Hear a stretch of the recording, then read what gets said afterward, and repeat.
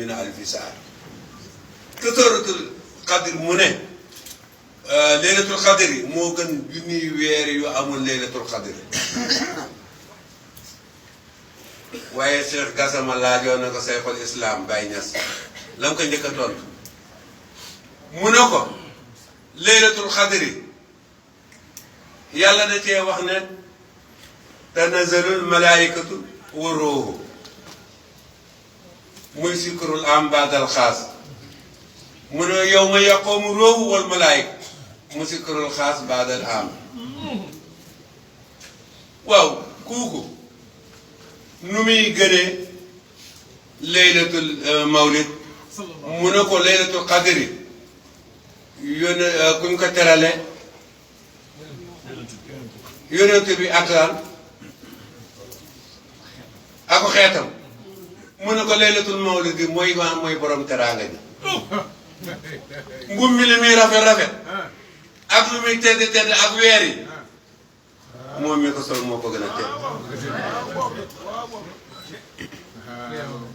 kon buñ ne Alaaji Daawuda jox nañ ko ndigal 1916 moo di kay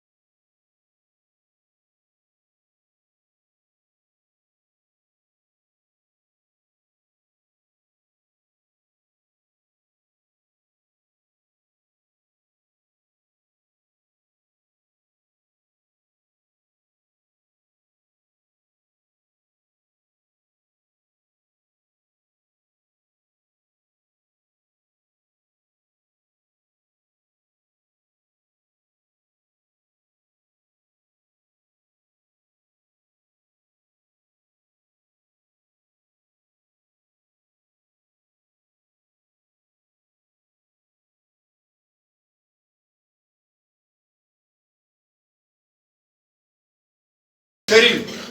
إن لله عبادا خلقهم لأوائج الناس يخص الناس إليهم في أوائجهم أولئك هم الآمنون صدق رسوله الكريم sama moo ne yàlla ngeeki jaamam bindu leen lu dul aajo nit ñi dañuy rëng-rëng di gëppalante di daw ngir seeni aajo kooku nag bokk na ca ñu yàlla wóolu yowmal xiyaam kon Chérif kenn yàlla sàmm la aar la nuyu leen ñëpp noo ngi nuyu suñu bokki jolof yi bis baa ngoog muy samedi le 4 janvier 2020 te lañ koy def ci Mbëllëxe incha allahu Aliou dana ci ñëw wasalaamualeykum wa rahmatullahi wa barakaatu.